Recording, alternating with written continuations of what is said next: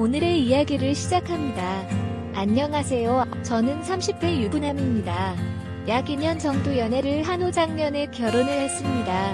아내는 4살 연하이며 현재 서울에서 쌍둥이 처제와 함께 살고 있습니다.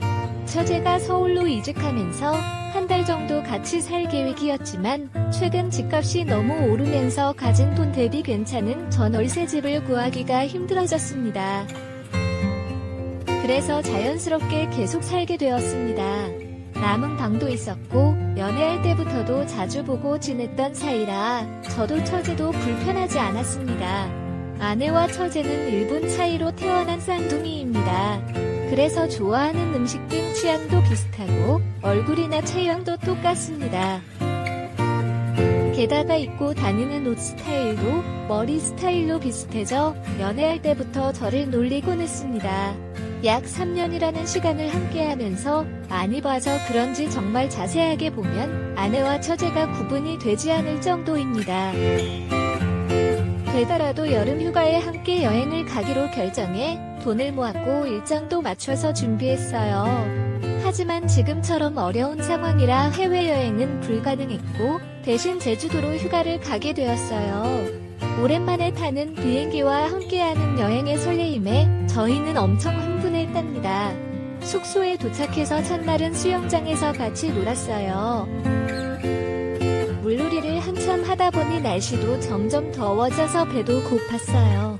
그러나 숯불에 구워지는 고기와 감미로운 맥주가 빈속과 마음을 달래주었어요. 방에 들어와 이야기를 하며 조용한 분위기에서 술잔을 기울이다 보니 어느새 즐거운 술판이 벌어졌어요. 숙소 매점에서 추가로 술을 사와 과자와 라면으로 술을 계속 마시며 놀았어요. 저희 둘 다 엄청난 주량을 자랑했는데 결국 제가 먼저 만취해서 방으로 들어갔답니다. 기절하기 직전에 간신히 정신을 차리고 자러 갔어요. 붙잡고 방으로 기어가듯이 들어간 것으로 기억합니다. 침대에 누워있는데 둘이서 얼마나 수다를 떠는지 듣다가 잠이 들었습니다. 한참을 자고 있는데 유리병이 깨지는 소리에 놀라서 잠이 깼고 두 여자들이 완전히 만취해서 비틀거리며 정리하다가 술병을 떨어뜨린 것이었습니다.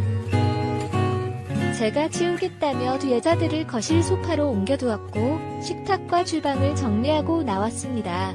엄청나게 나온 쓰레기들과 빈병을 버리려 잠시 숙소 밖으로 나갔다 왔습니다.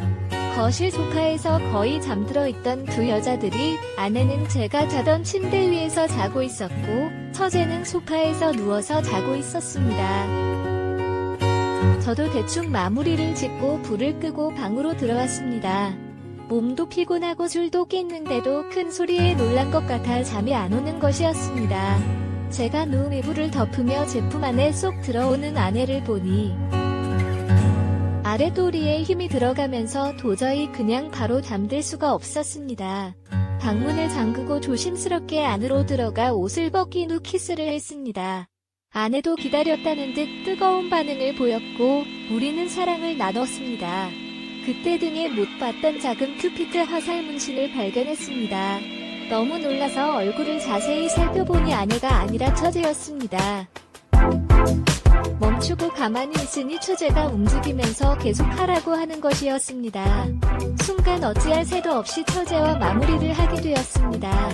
술은 이미 확해졌고 서둘러 처제에게 옷을 입히고 소파에서 자고 있는 아내를 들어서 침대에 눕혔습니다. 아무 일도 없는 듯이 잘 자고 있는 그 두 사람을 보다가 바닥에서 잠이 들었습니다. 다음날 처제가 아침 먹으라며 깨우면서 정말 화들짝 놀라서 일어났습니다. 전날의 일을 기억하는 건지 말을 꺼내면 뭐라고 해야 할지 몰랐습니다. 오만 가지 걱정이 들었습니다. 식탁에 앉아 해장라면을 먹는데 입으로 먹는 건지 코로 먹는 건지 몰랐습니다. 순간순간 아내와 처제의 눈치를 보고 있었고 그 두 여자는 어제 술을 많이 마셔서 너무 힘들다며 다시는 술을 마시지 않겠다는 말을 하고 있었습니다. 그러면서 처제가 지난 밤에 격한 꿈을 꾸었다며 온몸이 쑤신다는 말에 제가 더 힘들고 무서웠습니다. 그렇게 눈치만 보면서 4박 5일간의 휴가를 끝내고 집으로 돌아왔습니다.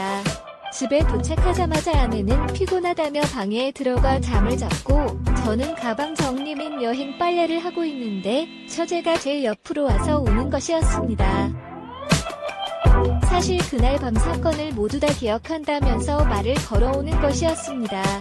저와 관계를 가지려고 그 침대에 누운 것은 아니었는데 어느 순간 제가 올라타 있는 것을 알게 되었고 느낌이 너무 좋아서 거부하지도 않고 모르는 척했다고 하였습니다. 그러면서 자기 방으로 가자며 제 팔을 잡아 끌고 가려 했습니다. 그날은 실수였다고는 하였지만 제와 수업궁합이 너무 좋았다며 꼭 해야 된다며 데려가 침대에 눕혔습니다. 그렇게 처제 침대에서 2번의 관계 후에 그 방에서 나오게 되었습니다.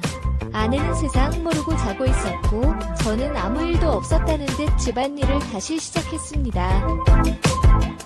그날 이후로 처제는 기회가 있을 때마다 신호를 보내며 특히 아내가 출장 중이라면 빨리 퇴근해서 들어오라며 하루 종일 독촉하는 메시지를 보내고 있습니다. 오늘도 처제가 점심에 회사 앞으로 같이 밥 먹자고 찾아왔지만 급하다며 근처 모텔로 갔습니다. 그러나 저도 아내와 하는 것보다 처제와 하는 것이 더 궁합이 잘 맞는 것 같습니다. 물론 제 아내와 제가 잘 지내고 있습니다. 우리가 모두 심각하게 취한 상황에서 일어난 일이 실수였다고 여러 번 내 처제를 설득해보았지만 그녀는 계속해서 우리가 이런 종류의 관계를 유지하는 이유를 묻습니다. 그녀는 똑같은 이유 때문에 그것을 멈출 수 없다고 말합니다. 제 아내의 얼굴을 보면 언제나 죄책감이 듭니다. 하지만 나는 기회가 없을 때는 처제와의 스릴 넘치는 순간을 즐기는 끔찍하고 미친 남자이며 그렇게 할 수 없을 때는 후회합니다. 제 아내를 집에 두고 처제와 스릴을 즐기는 것이 무서울 만큼 무서워합니다. 그녀는 아무 일도 일어나지 않은 것처럼 편안하게 행동합니다. 나도 그렇게 살아야 할까요? 이것으로 오늘의 이야기가 끝입니다. 구독, 좋아요, 알림 설정을 부탁드립니다. 긴 글 읽어주셔서 감사합니다. 알림 설정도 꼭 눌러주세요.